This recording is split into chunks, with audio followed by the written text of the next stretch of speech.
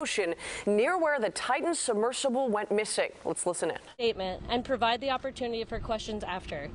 Please limit your questions to one per outlet. Following the briefing, the Joint Information Center staff and I will be here to help you with any of your further needs. May I now please introduce Rear Admiral John Mauger.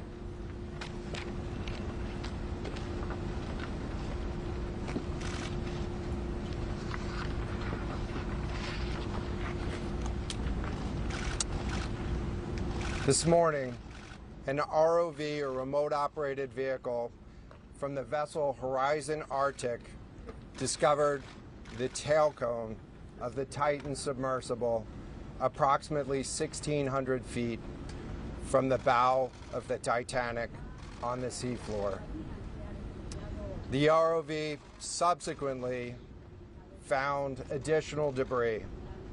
In consultation with experts from within the Unified Command, the debris is consistent with the catastrophic loss of the pressure chamber. Upon this determination, we immediately notified the families. On behalf of the United States Coast Guard and the entire Unified Command, I offer my deepest condolences to the families. I can only imagine what this has been like for them, and I hope that this discovery provides some solace during this difficult time.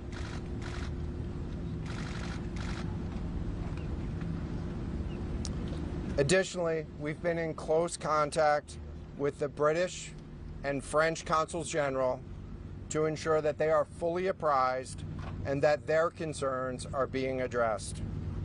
The outpouring of support in this highly complex search operation has been robust and immensely appreciated. We are grateful for the rapid mobilization of experts on the undersea search and rescue, and we thank all of the agencies and personnel for their role in the response. We're also incredibly grateful for the full spectrum of international assistance that's been provided. The ROVs will remain on scene and continue to gather information. Again, our most heartfelt condolences go out to the loved ones of the crew. We'll now take questions. John, what other debris have you found? John, what other debris have you found? Can you talk about the delay in reporting the vessel missing and what impact that had on the recovery? This was a incredibly complex case, and we're still working to develop the details for the timeline involved with this casualty and the response. And so we'll provide that eventually. James Matthews from Sky News. John, what other debris have you found? And have you found any trace of those who were on it? So this is an incredibly complex operating environment on the seafloor, over 2 miles beneath the surface. And so the remote operating vehicle has been searching, and it is highly capable. And we've been able to classify parts of the pressure chamber for the Titan submersible. Let me refer to one of my undersea experts here, Mr. Paul Hankin, to talk about the nature of some of the debris.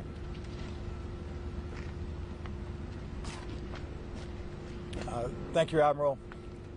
So essentially we found 5 different major pieces of debris that told us that it was the remains of the Titan.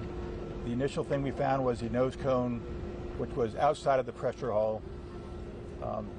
We then found a large debris field.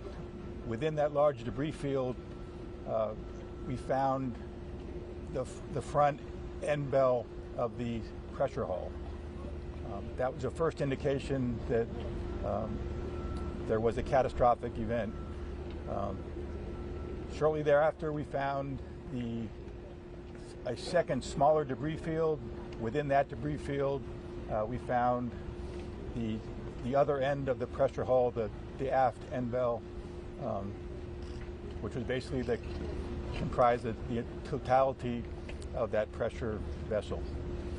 We continue to map the debris field, and as the Admiral said, we will do the best we can to fully map out what's down there. It's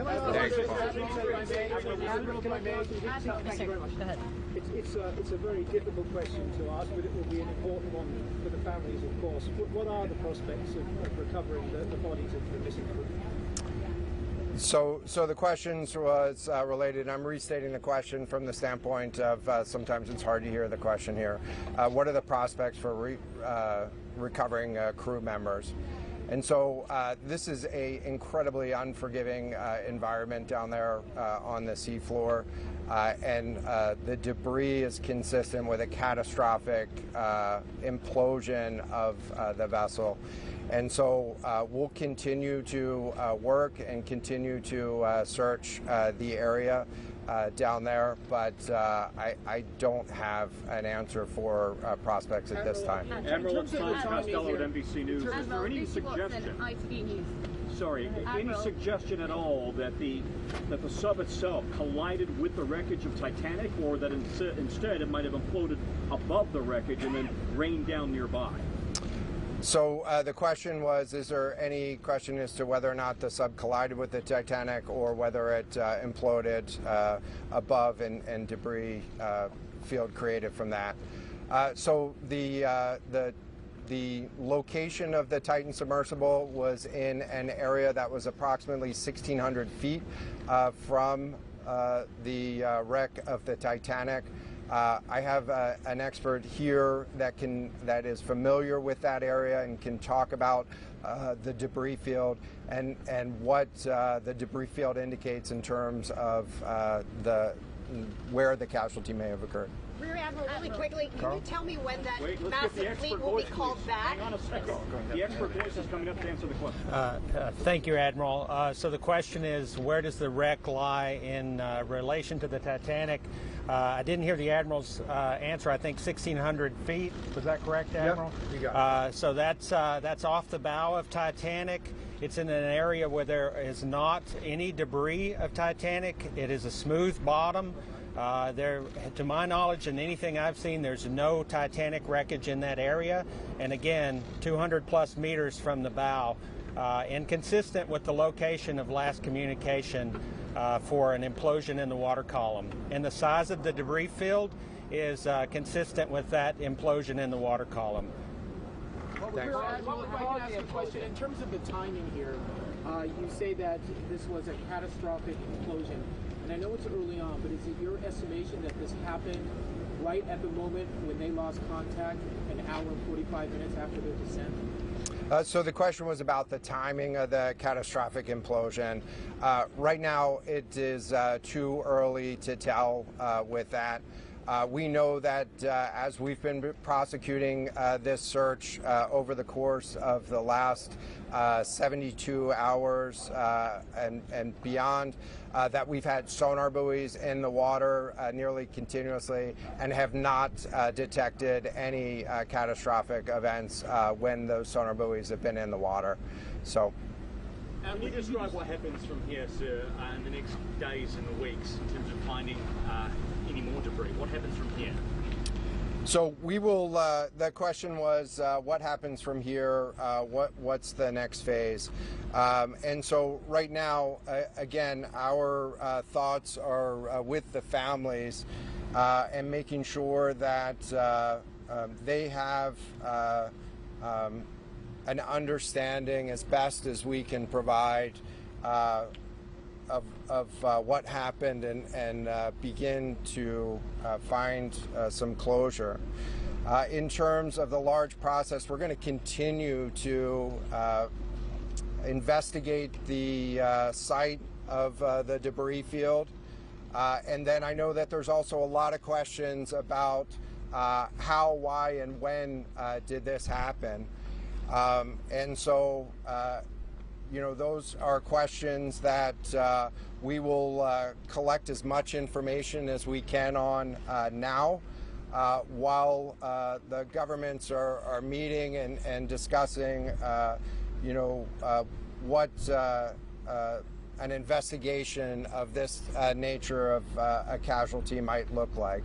This is something that happened. I'll just remind everybody. This is something that happened in a remote portion of the ocean with people from several different countries around the world. And so it is a complex case to work through, but I'm confident that those questions will begin to get answered. From the UK, is there any suggestion that time factors, speed, anything could have prevented this or saved 5 people on board, or is this quite simply a catastrophic accident? The question was there any suggestion that time factors may have played a role or a consideration in the casualty here? And so the debris field is consistent with a catastrophic implosion of the vessel. Again, while we were prosecuting the search, we had listening devices in the water throughout and did not hear any signs of catastrophic failure from those. And so we're going to continue to investigate, or we're going to continue to document the information there and understand, based on all the information we have, the timeline. For the investigation, what does this mean for the resources required for the investigation? Which ships will be pulling out and coming in? So the question was, what are the resources required for the investigation, and which ships will be pulling out and staying in? And so it's too early for me to talk about an investigation. That's a decision that's going to be taken outside of the search and efforts that I was leading. But we do have a number of vessels. We have 9 vessels on the scene right now. We had medical personnel on scene. We had other technicians on scene. And so we will begin to demobilize personnel and vessels from the scene over the course of the next 24 hours. But we're going to continue remote operations on the seafloor. And I don't have a timeline for when we would intend to stop remote operations on the seafloor at this point. As a result of this, do you think there should be changes in the way these are safety rated or inspected so that this won't happen again? Yeah, the question was essentially about, do you think that there should be changes in safety ratings or inspection for these standards? I know that there's a lot of questions about why, how, when this happened, and the members of the Unified Command, have those questions too, as professionals and experts that work in this environment. And this is an incredibly difficult and dangerous environment to work in out there. But those questions about the regulations that apply and the standards, that's going to be, I'm sure, focus of future review. Right now, we're focused on documenting the scene and continuing the subfloor. I know we don't know the timing of things. I know we don't know the timing here. We don't know the timing here, but there was the banging noises yesterday that redirected and redeployed the ROVs to this area. Is there anything conclusive in those noises, and did that redirection and then finding this debris field today all help? So throughout the search efforts, we reacted to the information that we had available to us. And while we continue to send it off for deeper analysis, again, really complex operating environment for us to work in. Let me check with the experts, but there doesn't appear to be any connection between the noises and the location on the seafloor. Again, This was a catastrophic implosion of the vessel, which would have generated a significant broadband sound down there that the sonar buoys would have picked up. This will be the last question. Regarding the family that dropped into the ocean today, it arrived early this morning. It seems that Swiftly was able to find the debris field. If you talk about the speed of that, and also were all of the assets involved moved as swiftly as possible to the area?